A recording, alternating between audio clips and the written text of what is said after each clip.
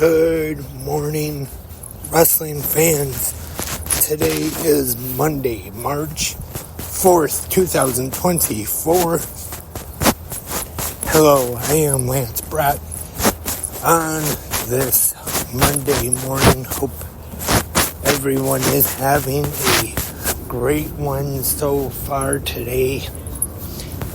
And last night, history was made, and there is a new episode of 360 Wrestling Fanatic right after last night's AEW Revolution pay-per-view,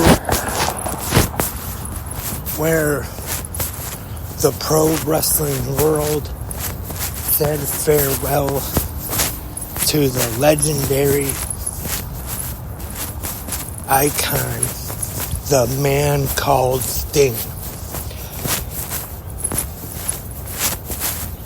And I'm sure he probably has not heard an episode of 360 Wrestling Fanatic ever, and he probably never will, but I wanted on the podcast last night to thank Sting, because like I said, he just about my whole life I have been a fan, or fanatic as the podcast is called, 360 Wrestling Fanatic, just about my whole life. I've been watching wrestling as long as I can remember,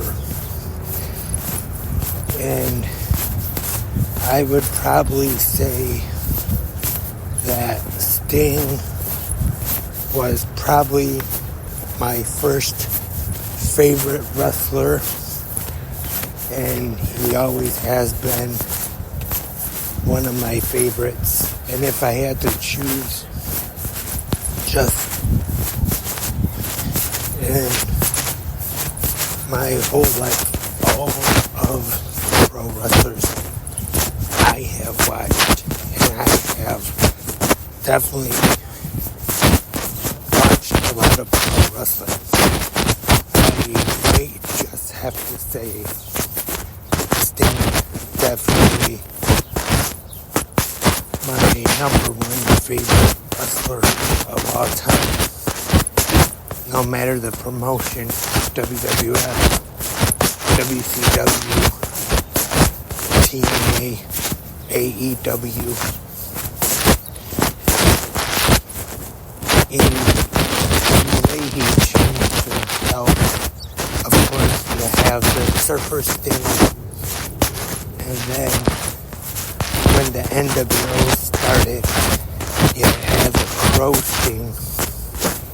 And then in TNA is when he introduced the Crow Sting, or the Joker Sting, I'm sorry.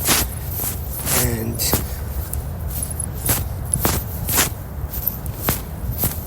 I heard Jeff Jarrett say, actually, on his My World podcast, is that Sting is one of the very few in the wrestling business that nobody has anything bad to say. And I've heard other guys in the business say the same thing as well, that you're not going to hear anybody say any bad thing about the Stinger. So that was last night, AEW Revolution. It was a great pay-per-view. We are only in the third month of 2024, March, but I'd say so far it could definitely be an early contender for the show of the year. There was not a bad match on the show from the 0 hour to the main event.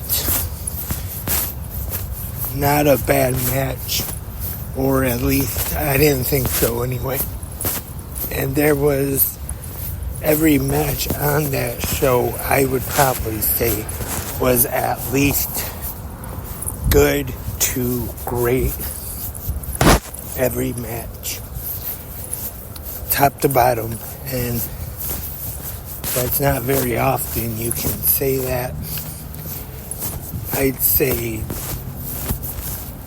I know I sound like I'm just talking about how great the show was, but I really thought it was. And it's probably been quite a while since there's been a show where it's so difficult to pick one best match of the night. Of course, you had the main event, Sting and Darby Allin taking on the Young Bucks. That was wild and crazy. For a 21-minute match, it was definitely action-packed, to say the least.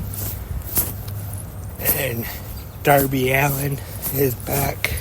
He did eventually show up at the media scrum last night, but first he had to go get his back stitched up from taking a swanton off a ladder through a sheet of plate glass. And I'm sure that'll do that to you. And Jim Ross being on commentary for the two main events, the final two matches of the night.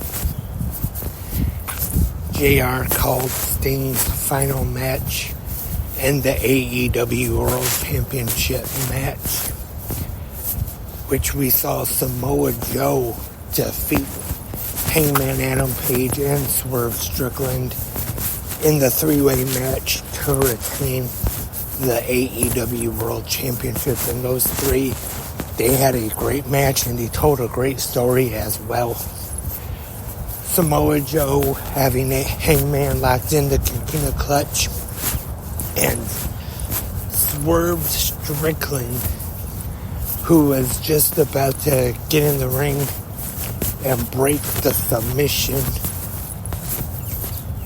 They questioned if Hangman was actually tapping out because the hold was too much for him, or if he just tapped out because, like he said on Dynamite, that he mainly just did not want Swerve Strickland to be AEW World Champion. I could see this feud between Hangman and Swerve continuing now that we know Wardlow is now the number one contender for the AEW World Championship. I have to admit, I don't know if I see AEW saving this for a pay-per-view match. I think that it's possible we could see Wardlow challenge Samoa Joe for the AEW World Championship, possibly March 13th at Big Business in Boston. And we also found out last night that April 21st, there is going to be another new AEW pay-per-view added to the schedule, which is Dynasty, which to be honest, I have to admit, I would kind of prefer that AEW would just stick to the regular schedule of just having maybe 3-4 pay-per-views a year. But with the ones they have added last year have been successful. World's End did very well in the buys.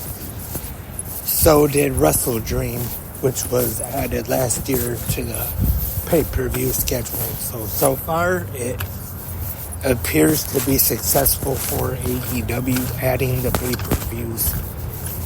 And last night, Tony Khan also announced that the World Tag Team Championships are going to be vacated. And there will be a tournament held to determine new AEW World Tag Team Champions. Tony Khan was asked about the TV rights deals with AEW and Warner Brothers Discovery. He said they're still talking and nothing is official just yet, is pretty much what he said. Hopefully they will be able to secure a new deal.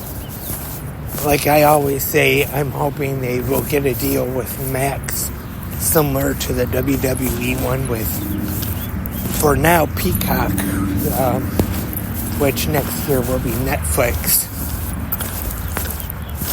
For most other countries, something like that, since I do have Max through my Cricket Wireless plan. And that is all. I'm here at work now. That is all for 360 Wrestling, no, I forgot what show I'm on. 360 Good Morning Wrestling fans. Thank you everyone for tuning in this morning. Hope everyone had a great night last night. Hope everyone enjoyed AEW Revolution as much as I did. And I will talk to everyone tomorrow morning for Good Morning Wrestling fans. Remember, feel free to leave your comments and your thoughts and your opinions on last night's Revolution pay-per-view in the comment section, either right here on Spreaker or on YouTube or wherever you listen to 360 Wrestling Podcast app. And that's all for this morning's episode. We'll talk to you tomorrow morning. Until then, have a great pro wrestling day.